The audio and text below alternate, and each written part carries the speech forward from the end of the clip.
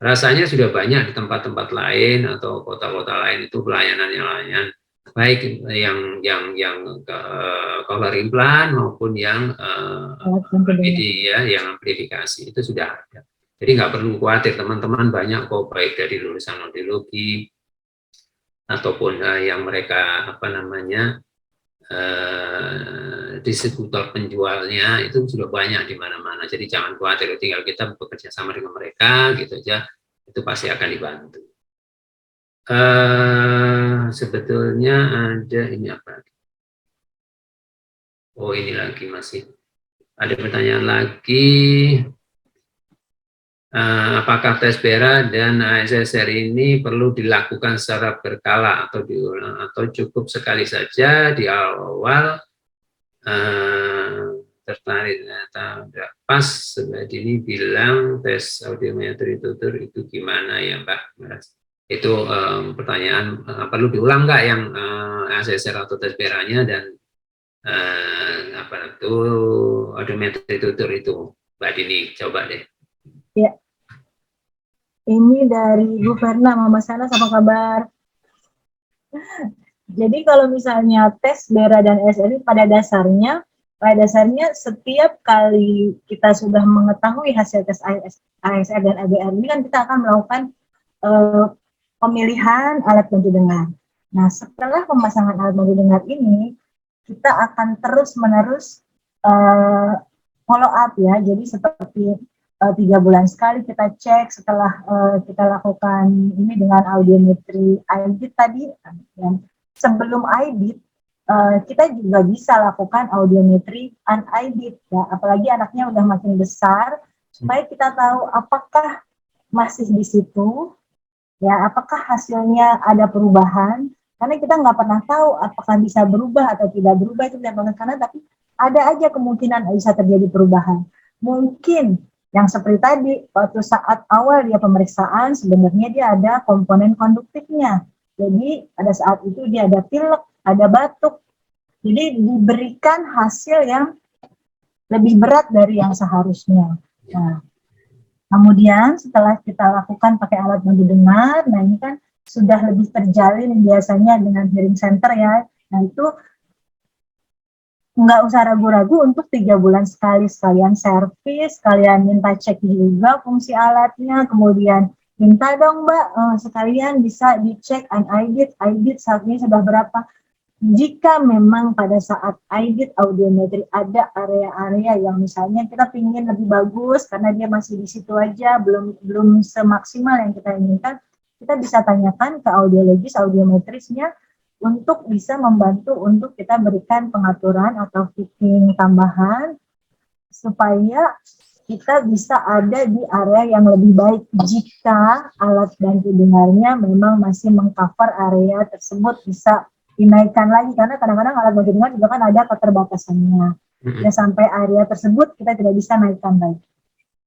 Ya, jadi sebaiknya untuk tes ini bisa aja dilakukan anaknya kalau memang belum bisa kooperatif, kita bisa lakukan BERA dan SSR. Tapi kalau misalnya sudah bisa kooperatif, kita bisa lakukan dengan tes audiometri ya, kalau mau ya yang lebih terjangkau. Ya, betul. Jadi intinya kan sebetulnya SSR atau BR ini juga setelah mereka dapat hasilnya, kalau tidak ada indikasi tertentu itu kan tidak perlu diulang gitu ya. Ya. Intinya begitu ya.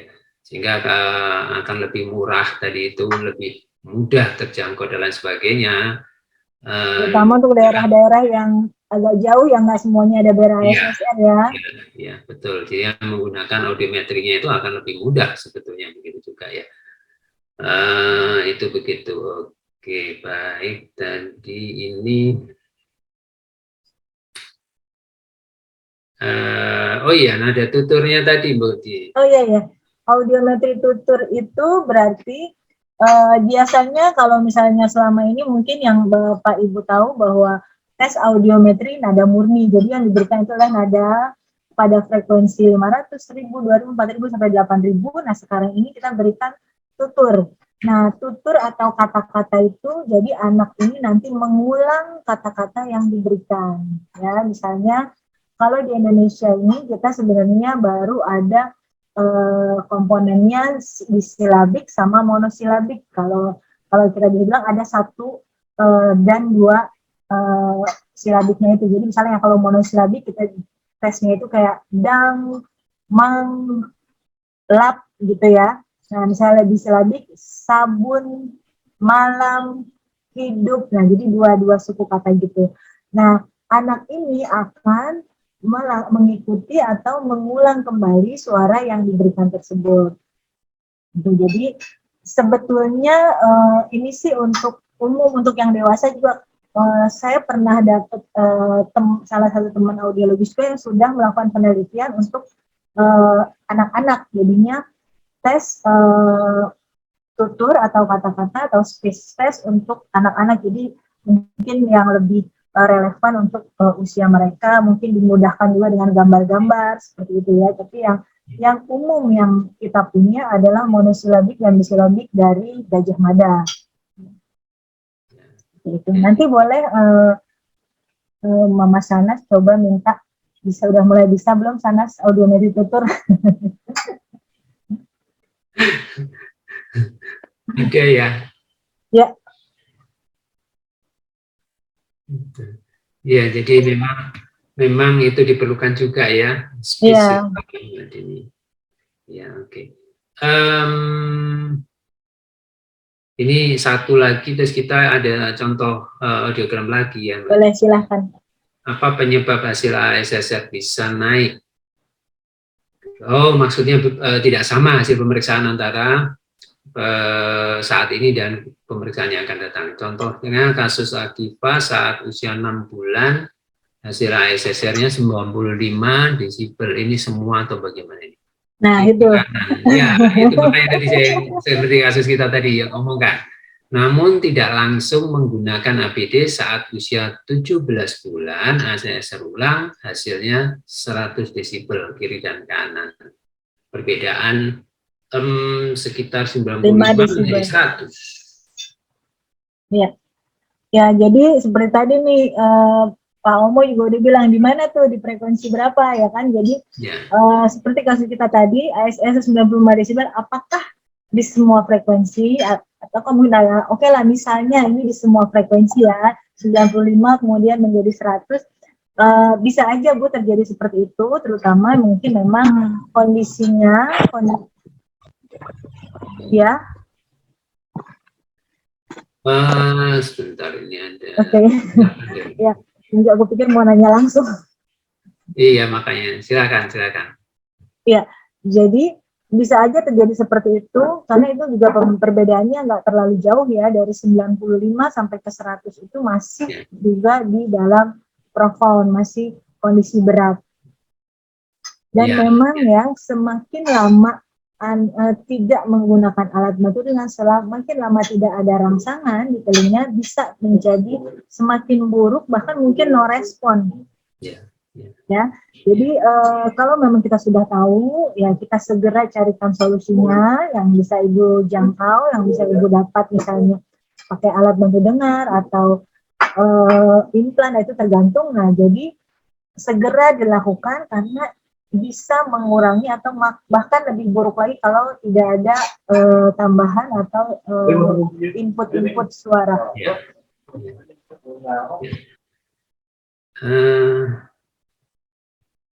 Jadi intinya adalah sebetulnya pemeriksaan ini itu tanpa melibatkan kesadaran, sehingga kemungkinan ini kan hasilnya dari perhitungan statistik yang muncul dari gelombang-gelombang yang betul, sehingga kalau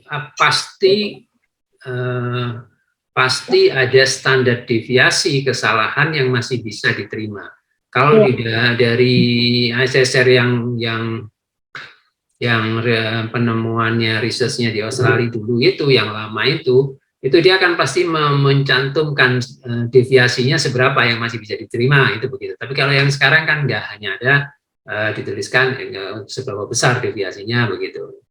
Jadi selama itu masih di dalam batas deviasi yang dibolehkan. Ditoleransi begitu oleh sebuah alat tertentu, karena masing-masing alat akan berbeda itu. Betul. Itu ya ini enggak ada perbedaan, tidak ada naik turun sebetulnya. Iya, pada dasarnya masih di area situ. Ya. Oke, kita sekarang beralih ke yang ini lagi. Ini ada lagi ini. Nah, kalau yang ini mungkin kalau kita ngomong gampangnya terbalik dari yang tadi ya. Reverse jadinya. Ya. Sehingga apa namanya, pasti akan ditanyakan. Nah, ini kemungkinan anak-anaknya bagaimana ini bahasanya? Itu kira-kira kalau dari segi kita, kalau dari sini ini kita mungkin belum tentu kita akan membicarakan bahwa ini kandidat color implant atau enggak. Kita enggak ke sana dulu ya. Tapi setelah kita lihat ini kalau menggunakan amplifikasi begitu ya, dia menggunakan amplifikasi itu seberapa kemungkinannya begitu ya terbantunya. Ya, kalau kita lihat ini kan areanya juga antara moderate sampai severe ya, jadi antara sedang sampai berat. Nah, di sini kalau kita lihat justru di frekuensi rendahnya yang lebih jelek daripada frekuensi tinggi. Nah, mungkin kalau misalnya perkiraan dengan kondisi terbaik, alat bantu dengar dengan fitting terbaik, ini vokal-vokalnya juga bisa dibantu, konsonannya juga bisa dibantu dengan lebih mudah daripada yang vokalnya ya. Karena di sini kita melihat di frekuensi rendahnya justru lebih buruk. Tapi pada dasarnya karena dia masih di moderate atau sedang sampai berat, insya Allah ini lebih mudah kasusnya daripada yang tadi ya. Dan mungkin ini lebih mudah ya untuk amplifikasi karena frekuensi tingginya nggak terlalu berat ya. Betul. Jadi biasanya memang yang kita hadapi itu bahwa amplifikasi frekuensi tinggi ini sulit diduplikasi untuk seperti asalnya kan begitu. Seperti suara yang asalnya itu begitu memang. Dan kondisinya kebanyakan anak-anak yang kita temukan itu amplifikasi frekuensi tingginya perlu besar ya, jadi kebanyakan gangguan pendengaran di frekuensi tinggi. Betul ya, dan itu yang jadi harusnya kita ketahui bersama bahwa beda seperti tadi ya, kalau frekuensi tingginya itu amplifikasinya tidak akan sebagus yang kasus yang ini, gitu kan begitu ya. Sehingga kita tidak bisa menyamakan loh. Kalau ini mungkin di rata-rata oke, ini akan lebih bagus ini pasti kan begitu ya. Kalau pakai Fletcher tadi indeksnya itu kan dia oke, ini akan bagus begitu. Tapi yang di tempat tadi itu tuh ada yang dia juga bagus tuh. Nah, karena ini teman-teman ini mengatakan begitu. Tapi jangan lupa bahwa itu tadi frekuensi tinggi dikatakan ini juga akan kesulitan yang tadi ya. Artinya kita tidak mengerti.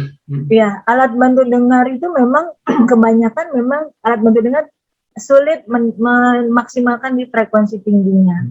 Ya. Terutama kalau memang udah sampai 90 ke atas, 100, nah itu PR-nya lebih banyak. PR-nya lebih banyak. Itu sebabnya mungkin salah satunya research itu akhirnya melangkah ke arah color implant kan begitu Mbak. Betul. Jadi, karena memang capek di situ nggak nyampe setelah sekian bulan atau maksimal setahun, akhirnya harus dipermudah dengan implant. Ya. Jadi memang ada alasan-alasan tertentu yang bisa dipertanggungjawabkan bahwa ini harus melangkah ke program color implant dan lain sebagainya begitu ya. Kan bukan mengada-ada. Bukan langsung aja. Ya, betul gitu ya. Jadi kemungkinannya kalau memang seperti ini dia baik konsonan vokalnya akan banyak terbantu ini ya. Setuju Pak. Oke. Ini ada sedikit pertanyaan lagi. Assalamualaikum, izin pertanyaan saya kan dulu saya berusia 4,5 ini balik pemeriksaan lagi dan memakai alat bantu dengar usia 6 tahun. Oh, berarti ada jeda waktu sekitar hampir 2 tahun. Iya, setengah tahun. Nah, dengan saat ini usia 12 tahun untuk mengetahui bertambah atau tidaknya desibelnya apa harus tes lagi. Oh, ini seperti yang tadi pertanyaan. Iya. Ini sebetulnya nggak usah dilakukan ulang karena usia 12 tahun tentunya sudah memiliki pemahaman ya. pemahaman untuk melakukan tes audiometri, dan itu lebih murah dan itu mungkin lebih bisa diselenggarakan di banyak. Di mana saya? Ya, itu. Jadi tentunya tidak perlu diulang ASSR-nya kecuali ada indikasi tertentu, karena dia menyebutkan di sini ya. Misalnya itu tadi gangguan-gangguan lain, gangguan penyerta yang lain begitu yang kita tidak bisa melihat begitu ya. Itu mungkin perlu dilakukan gitu ya. Ya. Itu. Waalaikumsalam Ibu Maya, mungkin sudah terjawab di atas sebelumnya. Jadi kalau memang anak sudah mengerti, anak sudah bisa dilakukan audiometri saja itu cukup ya, dan itu juga sesuai dengan standar ya. Apalagi kalau audiometri kita bisa lebih luas, kita bisa lakukan dari 250 sampai 8000 Hz juga. Jadi kita akan lebih dapat gambaran lebih luas, sehingga pada saat kita fitting alat bantu dengar itu juga kita bisa lebih detail lagi. Ini ada pertanyaan lagi dari Budi Dharma ya. Oh, tapi kepada saya ini langsung yang message-nya ke saya. Saya bacakan Mbak Dini ya. Mau bertanya, kalau ABD anak disetting dengan hasil audiometri, unaided ya berarti, ternyata responsnya lebih buruk daripada saat ABD itu disetting dari hasil ASSR. Itu karena faktor apa ya? Padahal audiometri di beberapa hearing center hasilnya mirip.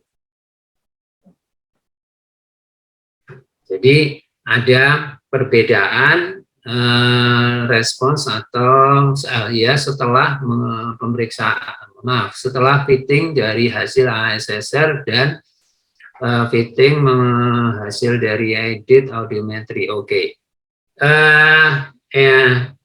Pertanyaannya adalah apakah hasil edit audiometrinya itu sama enggak atau kurang lebih sebanding ya, hampir sama. Kalau sama pasti tidak akan keluar sama. Mungkin ada selisih sedikit-sedikit, mungkin oke. Apakah hasilnya itu sama? Itu yang dipertanyakan adalah itu. Yang pertama. Yang kedua, kalau memang itu dari semua hasil pemeriksaan hearing center-nya sama unaided-nya.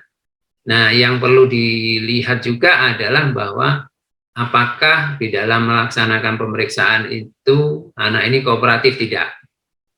Bisa begitu ya Mbak Dini ya. Jadi kalau memang anak ini tidak kooperatif juga dia tidak bisa menunjukkan merespons yang sesuai begitu ya. Bisa juga seperti itu.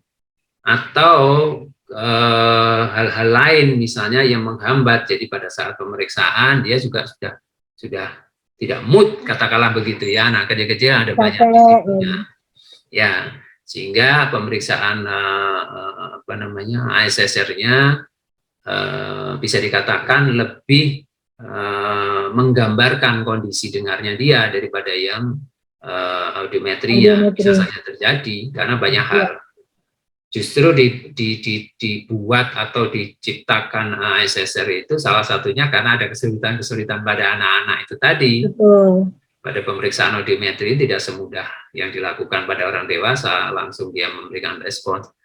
Itu kalau saya kira-kira seperti itu. Mungkin Mbak Dini bisa nambahkan gimana Mbak Dini itu tadi. Nah, jadi kalau misalnya kita lakukan pakai ASSR itu memang kan dia objektif ya, jadi jelas bahwa ini kemungkinan besar betul, kemungkinan besar. Jadi kita nggak bisa bilang pasti lebih bagus, tapi kemungkinan besar kalau memang semuanya sesuai itu lebih baik, pasti hasilnya sesuai dengan.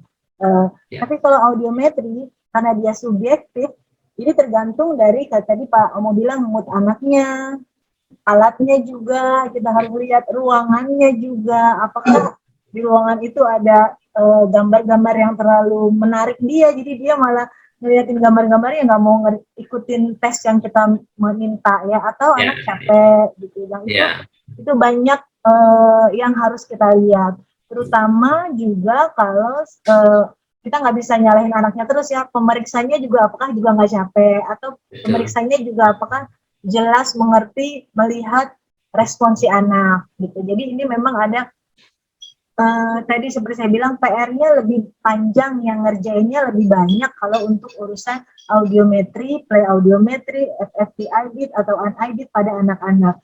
Itu juga anaknya mungkin nggak bisa sekali datang juga, tapi karena dia ada di dekat rumah bapak dan ibu, jadi kita bisa bolak-balik ke sana. Misalnya 3 bulan sekali belum dapat bagus nih, 3 bulan lagi ya kita coba lagi ya. Nah, dengan anak juga sudah latihan terapi atau sudah bisa kita persiapkan di rumah untuk nanti dia kalau nanti tes seperti ini jawabnya seperti ini. Nah, itu akan lebih mempermudah, juga lebih koordinasi yang baik juga dengan si audiometris atau audiologisnya. Itu mempermudah kita mendapatkan hasil yang lebih bagus. Tapi kalau memang hasilnya di bawah dari hasil ASSR, mungkin yang tadi memang kurang kooperatif saat itu, anak capek ya. Tapi kita lebih pakai yang ASSR-nya dulu aja untuk fittingnya. Ya, baik. Jadi memang beberapa jenis pemeriksaan ini memang harus kita kolaborasikan. Betul, betul. Baru kita bisa mengambil kesimpulan. Sebetulnya itu seperti itu sebetulnya. Cuma harus dipertanyakan juga nih, kadang mungkin kita nggak tahu juga hasil ASSR-nya itu di center yang mungkin lagi nggak pas dapetnya gitu ya, hasilnya sepertinya moderate tapi nggak denger kalau kita panggil gitu kan, ada juga ya Pak. Nah jadi itu yang harus kita benar-benar pastikan nih, orang tua, terapis, audiologis atau audiometrisnya selalu berkoordinasi untuk melihat benar nggak sih ini sebenarnya gitu, hasilnya ini bisa dipercaya atau enggak. Jadi itu yang perlu kita sering-sering sering-sering bolak-balik ke hearing center, ke terapis, juga seperti ini sharing-sharing dengan orang tua lain yang membuat kita bisa tahu, oh harus kita lakukan seperti ini ya. Gitu. Ya, jadi memang semua hasil pemeriksaan itu mendukung, harusnya baru kita ambil kesimpulan sebetulnya seperti itu. Saya juga, kita di Aurika juga sering tuh hari ini terima hasil ASSR, ternyata setelah kita amati ternyata ini kayaknya ada masalah deh dari hasil pemeriksaan. Entah, saya nggak tahu apa sebabnya, tetapi ini kok nggak sesuai ya dengan kondisi si anak. Kondisi. Jadi akhirnya kita coba deh, kita cari dulu audiometrinya dia bagaimana. Karena kalau apa namanya, sekarang itu kalau orang pakai fasilitas BPJS itu kan itu tidak secepat apa namanya pembiayaan BPJS itu tidak secepat pemeriksaan untuk pemeriksaan ASSR ya. Itu kan tidak secepat yang kita harapkan. Harus nunggu. Waiting list-nya panjang ya. Ya, pada saat pemeriksaan audiometri itu mungkin akan lebih cepat. Iya. Ya, itu yang memang kita harus evaluasi tadi, apa dikatakan Mbak Dini kan, ya baik terapisnya, orang tuanya, begitu ya. Kita tidak melulu melihat bahwa audiometrinya sekian, hasilnya akan sekian, tidak bisa itu. Kondisi-kondisi lain harus dipertimbangkan. Ya, betul. Ini ada pertanyaan bahwa anak saya ada gangguan pendengaran di saat kelas 2 SD dan sudah melakukan audiometri dengan hasil telinga kiri 110 desibel dan kanan 70 desibel. Sekarang sudah kelas 3 SD. Yang saya tanyakan, apakah saya perlu melakukan tes kembali? Berarti ini menggunakan tes audiometri ya? Iya. Sudah 1 tahun ya berarti ya pakai alat ya.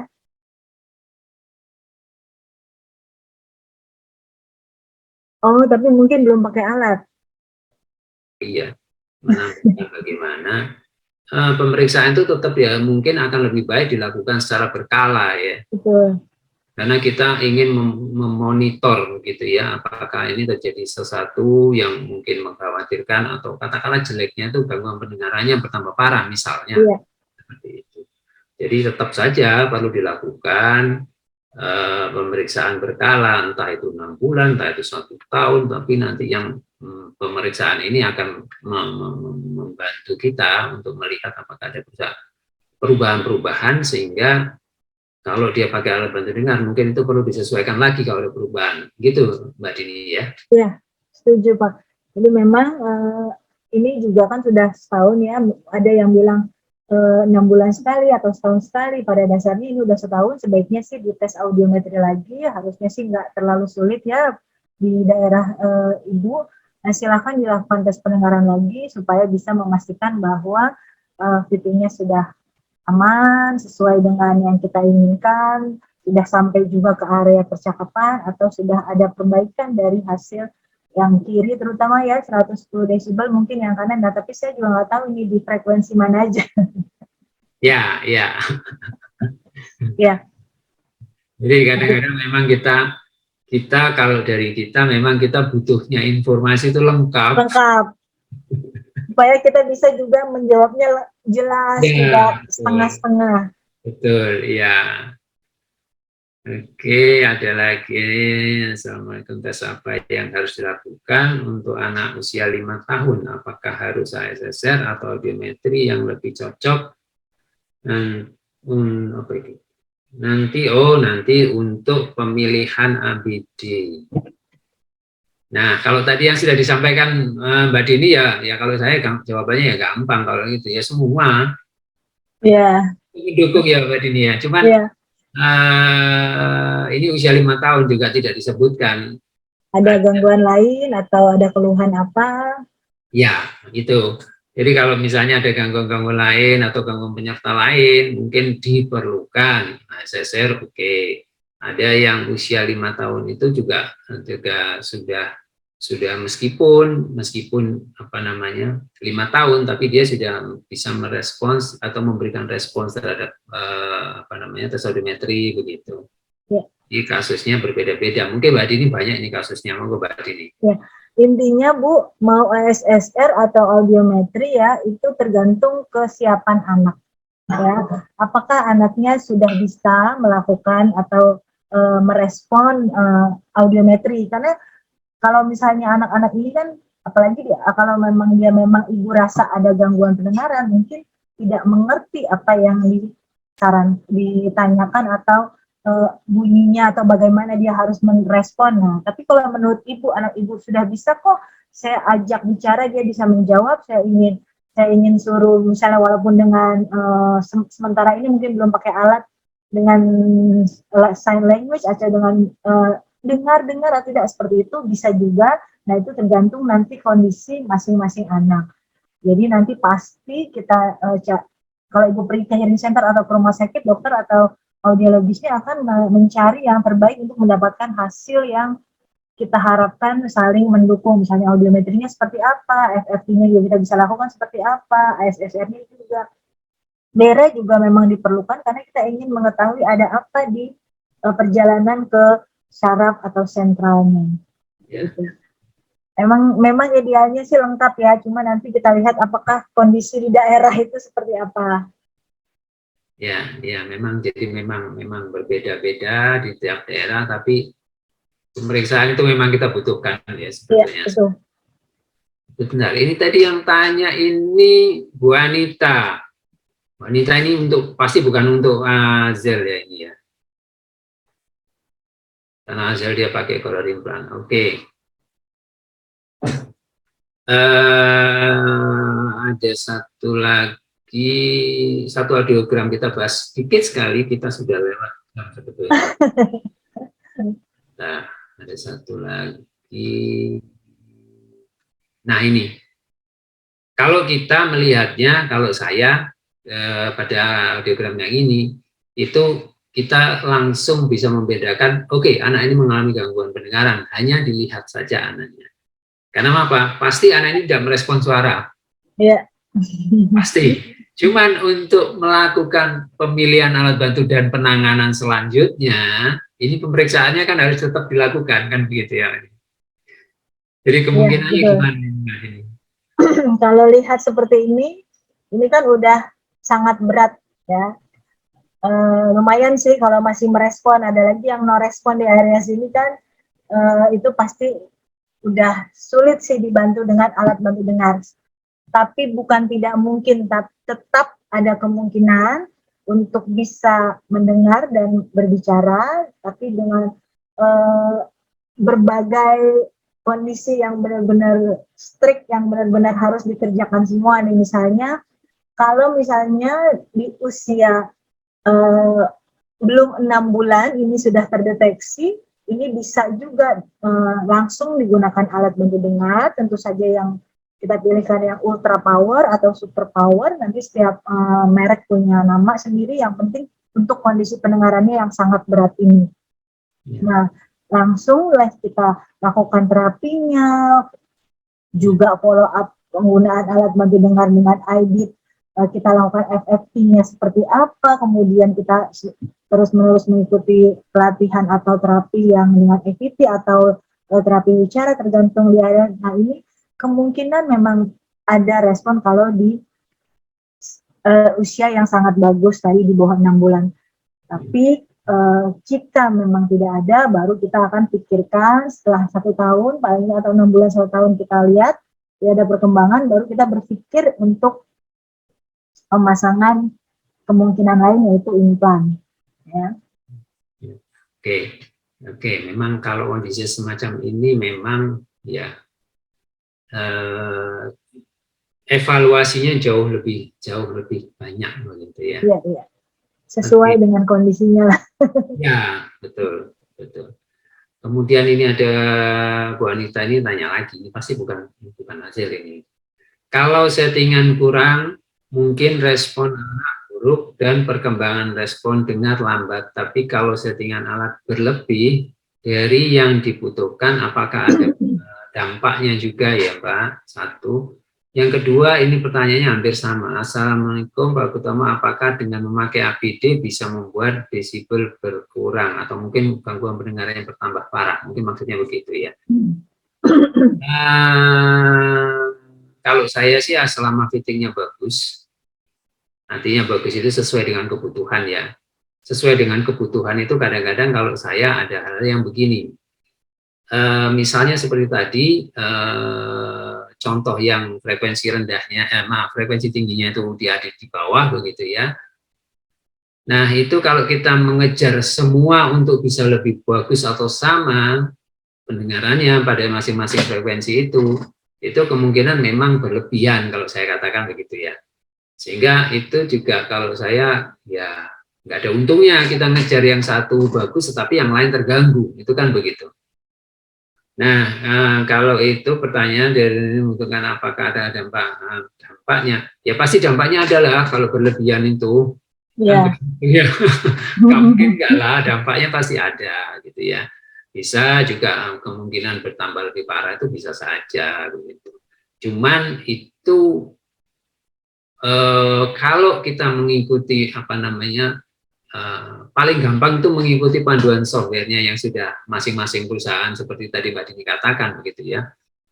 Pasti dia tidak akan memberikan istilahnya overamplifikasi kan begitu ya, Mbak? Betul. Pasti sudah tidak akan overamplifikasi. Karena teknologinya udah semakin canggih, kemungkinan overamplifikasinya lebih kecil ya. Ya.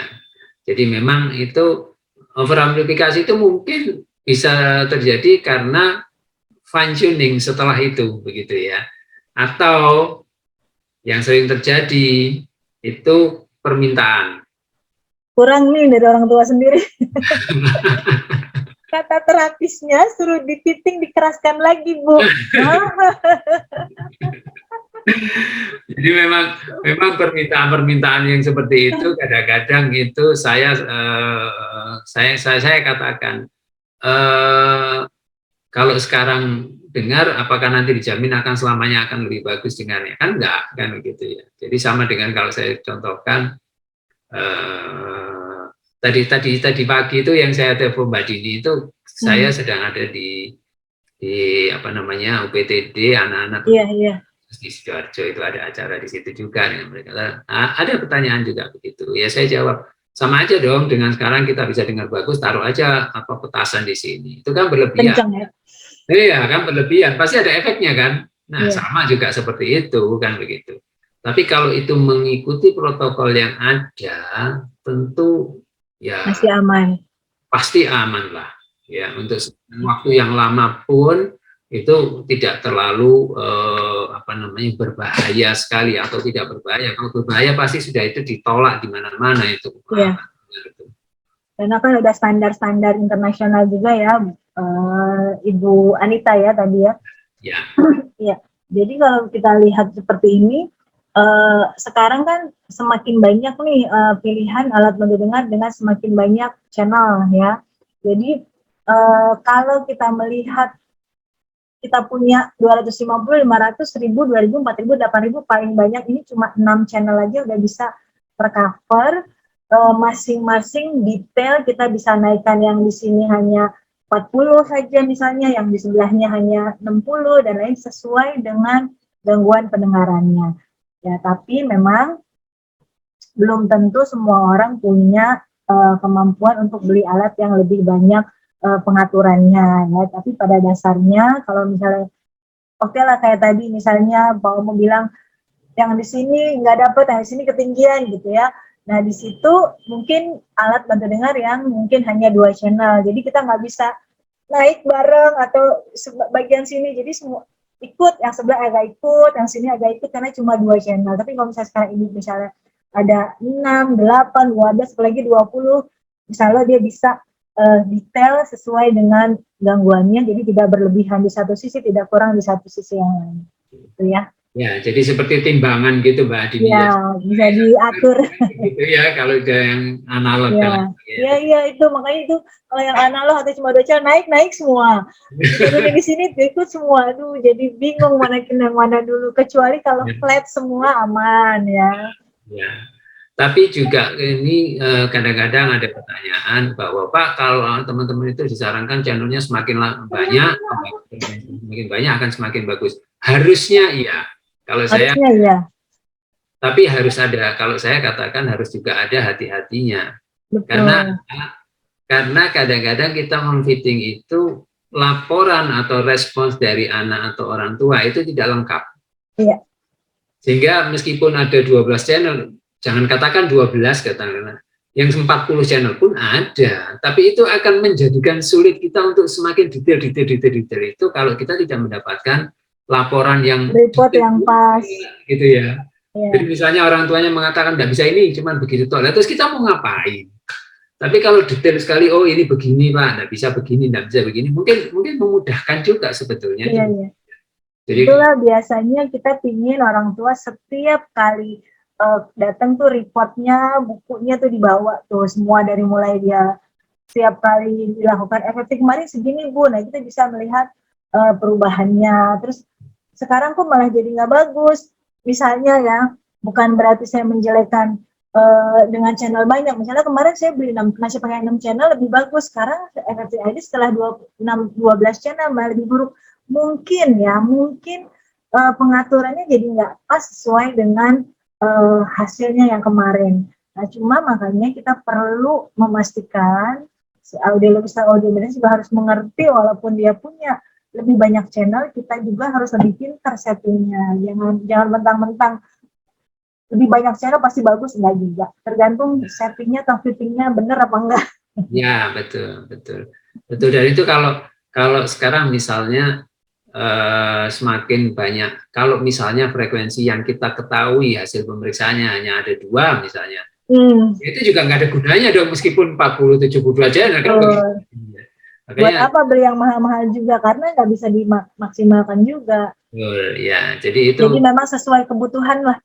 Ya, sesuai kebutuhan, dan itu memang membantu. Teknologi itu sebetulnya kan membantu. Iya. Harusnya bisa mempermudah seharusnya ya. Ya, mendapatkan manfaat yang banyak dari situ ya. Betul. Kita lewat waktunya sudah agak lama, tapi ada satu pertanyaan, mungkin setelah itu kita kembalikan kepada Pak Yokanan ya. Jadi ini izin bertanya, apakah patokan waktu penggunaan APD dinyatakan kurang membantu berprogres dan harus beralih?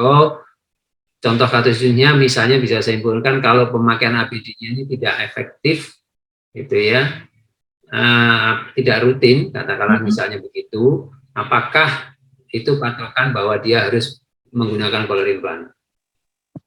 Izin Pak Omo, bukan begitu Pak Omo. Jadi maksudnya setelah dia pakai ABD sekian lama, apakah dia harus beralih Kapan ke dia implan? siap? Nah, apakah ada patokan waktu Oke. berapa sekian lama?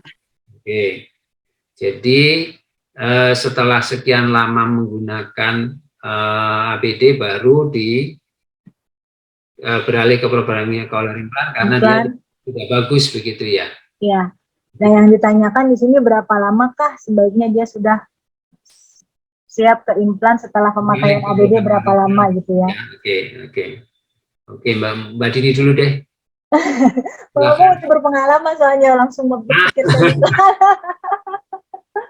Ya, kalau dari standar yang kita lihat sih ya kebanyakan sekarang ini 6 bulan tidak berprogres itu sudah bisa dipikirkan apa nih yang akan kita lakukan setelah itu. Mungkin sekarang ada 6 bulan sampai 1 tahun ya. Cuma pastikan memang sudah fitting sesuai dengan gangguan pendengarannya, dipakai setiap hari di rumah, terapi yang sesuai, ikut terapi dan diaplikasikan di rumah dengan support keluarga. Jadi misalnya terapi, anaknya ikut terapi tiap hari di rumah tetap aja disuruh nunjuk-nunjuk aja, nggak minum, nggak usah ngomong, minta minum cuma nunjuk-nunjuk dikasih, itu juga kan nggak benar ya, capek-capek terapi hanya di sana tapi tidak diaplikasikan di rumah. Jadi intinya idealnya sudah semua yang sesuai standar itu kita maksimalkan, ternyata 6 bulan atau 1 tahun tidak terlihat signifikan percakapannya tidak ada perubahan atau tidak berkembang, nah itu baru kita berpikir untuk ke cochlear implant. Dan itu juga untuk cochlear implant ada persiapan-persiapan misalnya CT scan, MRI, apakah sarafnya juga ada, nah itu juga harus disiapkan ya. Jadi belum tentu semua orang yang mampu katakanlah siap diimplan bisa kita lakukan operasi cochlear implant. Mungkin bidang medisnya dia tidak mendukung begitu ya. Iya, betul. Ya. Jadi bukan waktu itu bukan satu-satunya. Tapi kita biasanya di Aurika itu kadang 1 bulan kita sudah bisa menyimpulkan. Iya. Oh enggak, ini enggak terbantu. Tidak terbantu. Apa? Tidak terbantunya banyak hal. Ada satu mungkin karena memang kondisi audiologinya dia hasil pemeriksaannya. Yang kedua karena ada gangguan-gangguan penyerta. Jadi dia diperlukan cochlear implant secepat mungkin karena kita nunggu waktu ya, berkejaran juga. Kebuang waktu banyak, tetapi itu sudah kita lihat mungkin. Itu kadang-kadang gitu. Ya. Itu sebabnya kalau tadi itu ya sebetulnya bukan waktu saja ya, tapi kita mengumpulkan hasil data-data itu diperlukan waktu sekian lama. Ya, sambil mengumpulkan data ini. Ya, jadi waktu itu kita perlukan untuk mengumpulkan data-data itu tadi untuk mengambil kesimpulan. Sebetulnya itu yang dibutuhkan. Jadi dalam waktu misalnya 1 bulan kita biasanya lihat, oh ini tidak bisa. Dari segi ini tidak bisa, ini tidak bisa, ini tidak bisa. Oke, berarti memang kemungkinannya harus masuk program cochlear implant. Silahkan, kan begitu. Tapi kalau harus 6 bulan harus enggak. Kita fleksibel sekali karena memang kebutuhan anak ini ya berbeda-beda ya setiap keluarga itu berbeda-beda sekali. Iya. Itu kalau saya sih gitu. Jadi bukan waktunya tapi pengumpulan datanya ini yang kadang kita bagi memastikan kalau untuk kita ke arah sana. Ya betul. Apalagi kalau dia datangnya cuma 2 minggu sekali gitu, 3 minggu walah ya ini berbulan-bulan betul, 6 bulan betul kan begitu. Iya deh. Iya. Ini sebetulnya kita ini sudah lewat waktu. Mana ini tadi? Tapi kasihan udah nulis Pak. Oke, coba ini ya. Ini dari Pak Dedi. Apa yang harus dilakukan? Medisnya menginformasikan bahwa settingnya sudah cukup dan di edit itu hasilnya cukup bagus 35 desibel di angka segitu. Tapi ketika diajari di rumah tidak mencerminkan kemampuan dengar 35 desibel sehingga kami harus berbicara dekat dengan alat bantu dengar, apakah kami minta audiologistnya untuk menambah volumenya atau harus menyesuaikan? Artinya kami harus berbicara lebih dekat. Kira-kira gimana Mbak Dini? Ya, kalau kita melihat hasil auditnya ini benar 35, itu sih udah banyak yang bisa didengar ya Pak, dari jauh juga kita bisa mendengar. Nah ini kadang-kadang juga mohon maaf, kadang-kadang hasil audit ini juga kadang tidak mencerminkan apa yang sebenarnya terjadi dengan anak-anak ini. Jadi nggak bisa kita langsung audit audiometri dapat satu kali dapat, kadang kurang yakin juga, kadang harus ngulang lagi dan benar nggak sini terus menerus dapat di sini, dan nggak cuma dari hasil audit audiometri ini yang bisa kita percaya. Jadi respon dari si anak sendiri, karena audit audiometri paling berapa sih, 1 jam di dalam hearing center didapatkan hasilnya, sementara orang tua di rumah terapis lebih banyak juga waktunya, mungkin 2-3 kali seminggu. Nah sementara dengan orang tua di rumah bisa 20 jam lebih, ibu atau bapak bisa memantau. Misalnya kalau saya biasanya suka minta bapak ibu coba deh ngomong dari segini. Bapak ibu punya sound meter atau aplikasi sekarang di handphone sound meter. Coba bicara kalau bapak ibu ngomong segini kan misalnya 50 desibel, apakah anaknya dengar? Karena kadang-kadang saya belum juga dapat hasil FFP audit dari center-center itu 30, 35, sebenarnya kita panggil aja nggak nengok gitu. Nah itu yang saya bilang udah, kita sebagai orang tua yang lebih setiap hari bersamanya, kita coba sendiri aja untuk memastikan. Bapak ibu bisa coba download aplikasi sound meter atau sound level meter, banyak sekali sekarang.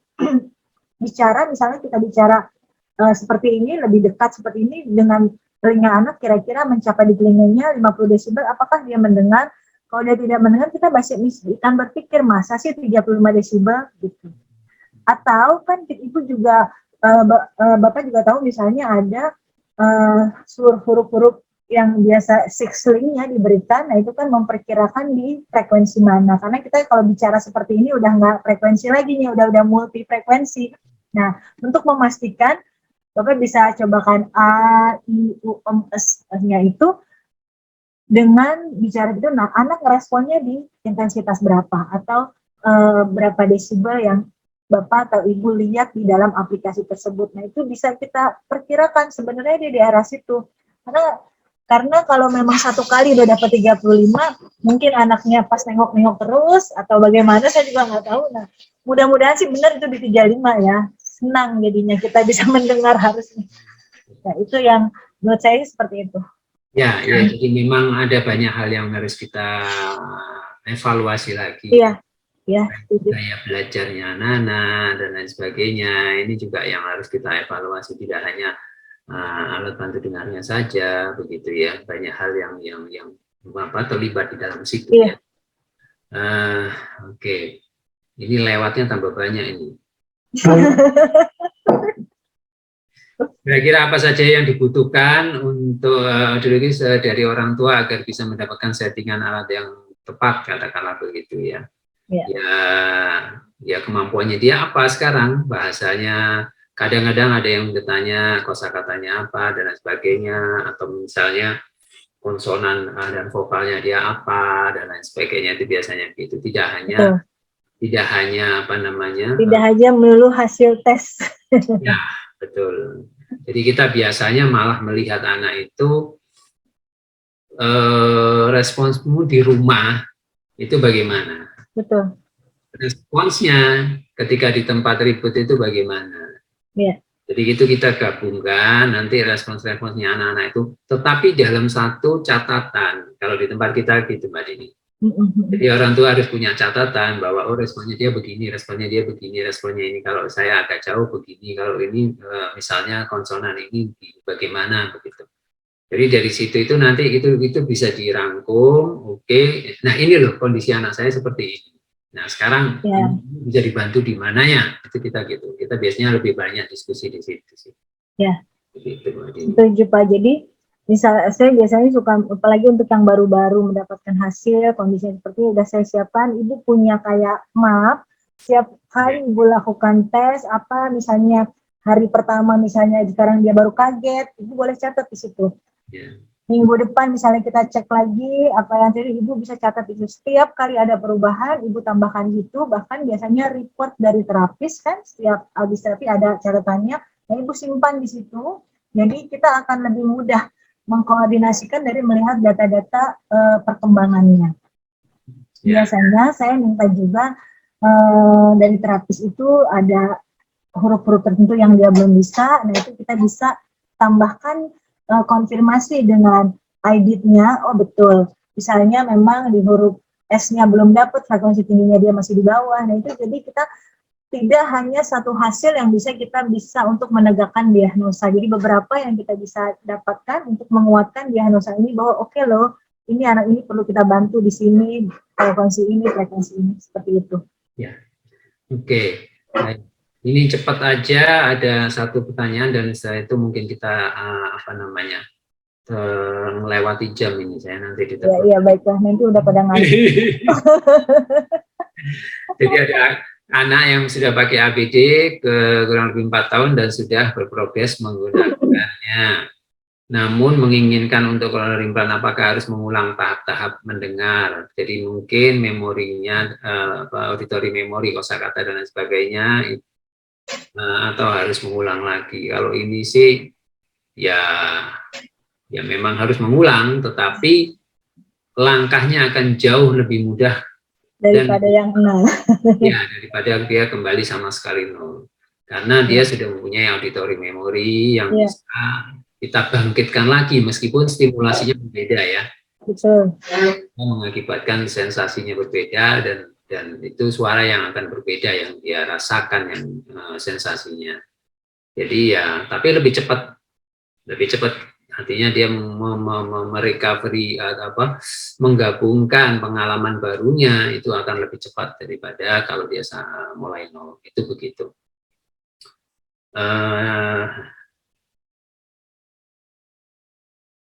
Ada yang tanya, apakah mau bisa men-setting setiap APD?